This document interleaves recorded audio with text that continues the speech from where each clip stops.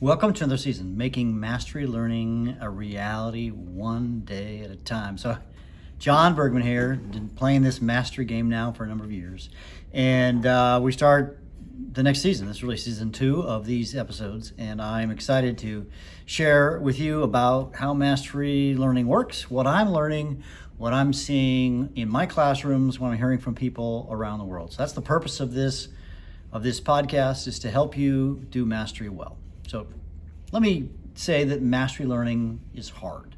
It's really hard work. And, I believe the most important part, though, of a mastery learning classroom is how you set it up, how you communicate to your students how to do mastery well. Students need to buy into the big idea of what mastery is. So at some level, your first week, not just at some level, what I confidently believe is that first week, that first 10 days of your class is what sets the stage for how you're going to set up and help students to learn. And to that end, I'm recording this if you're watching this online, or if you're watching it as opposed to just listening to it.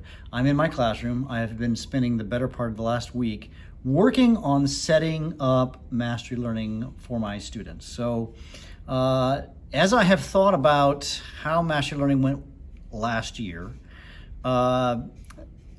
I identified what I believe is the biggest issue that my students face. Now, number one, actually, before I get to the biggest issue, let me say this.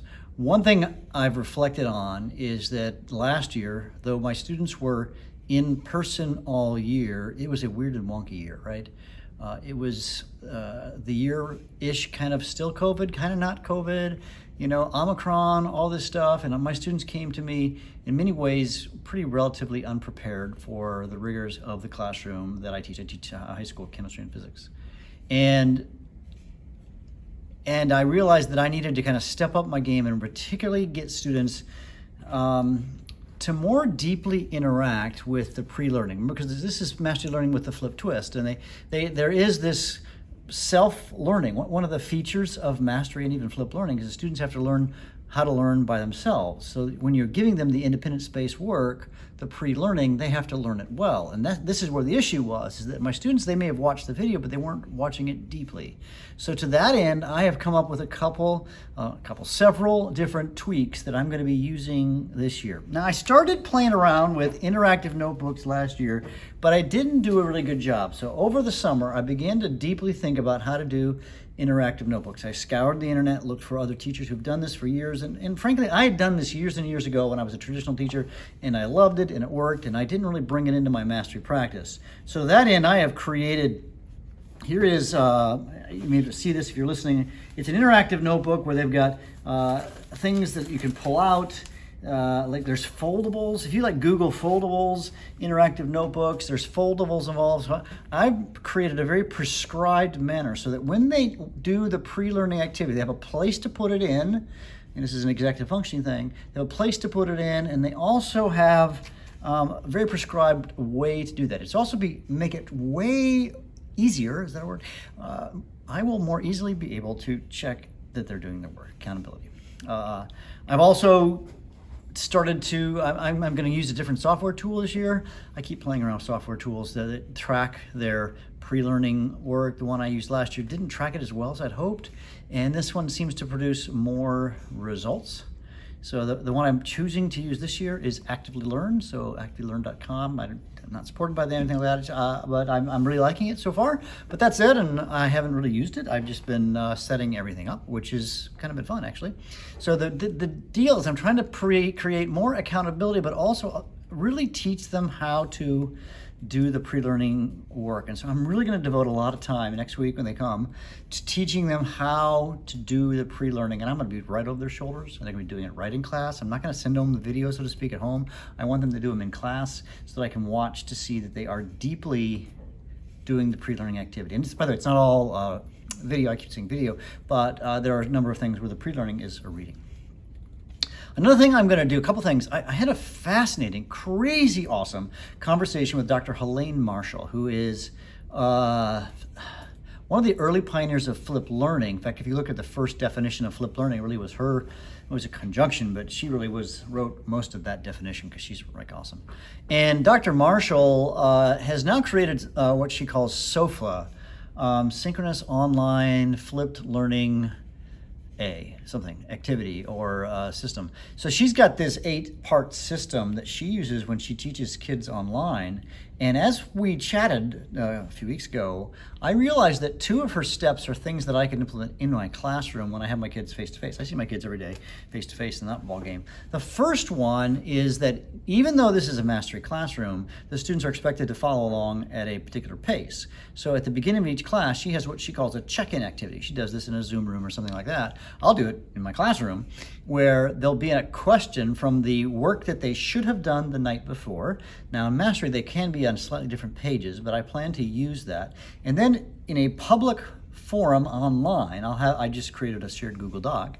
The students will write to their next name. I'm just going to put their name so it's visible to everybody, and they're going to respond to some prompt about the pre-work. So something about what they learned about or a question they might have from the pre-work each day. In fact, I'm using this in a PD.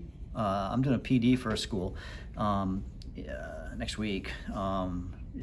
It's a school, actually a fascinating story.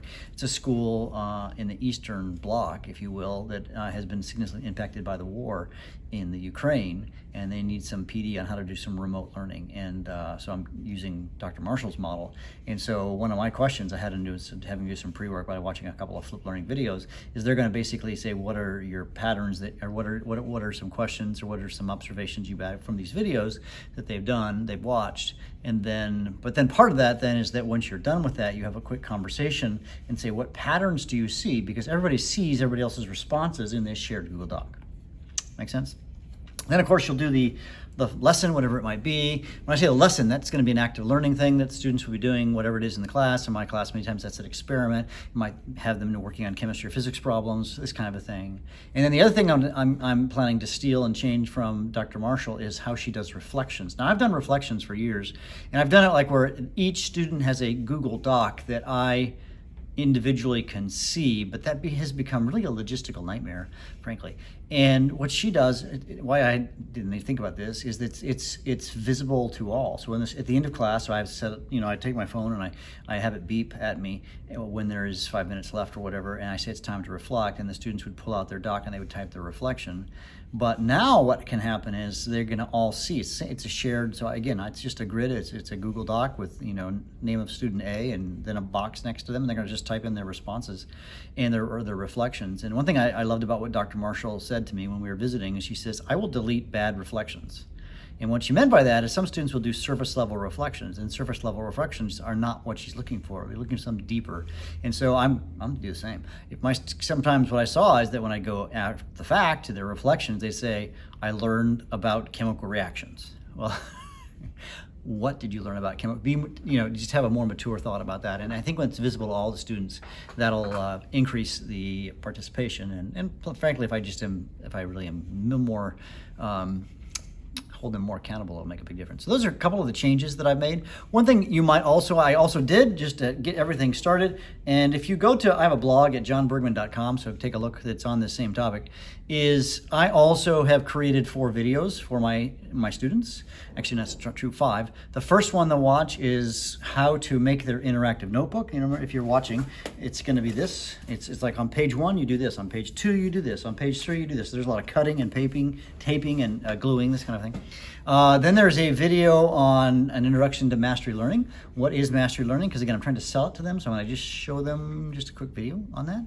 I had another video on how the class will operate, kind of logistics, how are we going to do testing, because mastery learning and testing, they never believe you, by the way. They never ever believe you that, wait a second, I'm going to take the highest score. You can take this test multiple times and then you get the highest score, and I'm going to hold you that you have to get a high score, a high-ish score, in order to demonstrate mastery.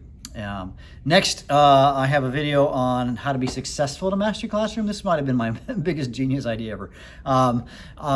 Is at the end of last school year, I took my phone around this room I'm at, and I interviewed students and said, tell me, what advice do you have for next year's students? And this is a video where other students talk to them about how to be successful in my class. And the beauty of this is these are kids who are still walking the halls of this school.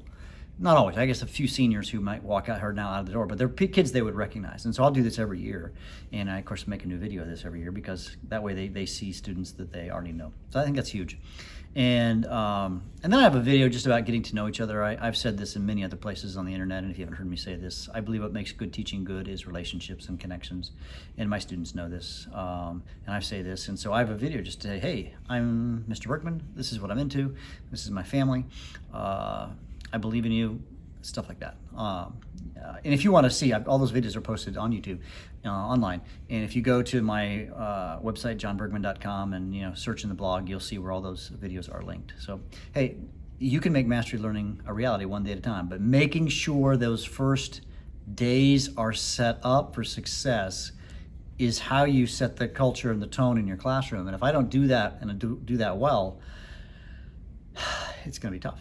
Anyways, you can make make mastery learning a reality one day at a time. Hey, hit the subscribe button. I'd love it if you'd leave a review on iTunes or wherever you listen to your podcast. You guys are awesome. Bye.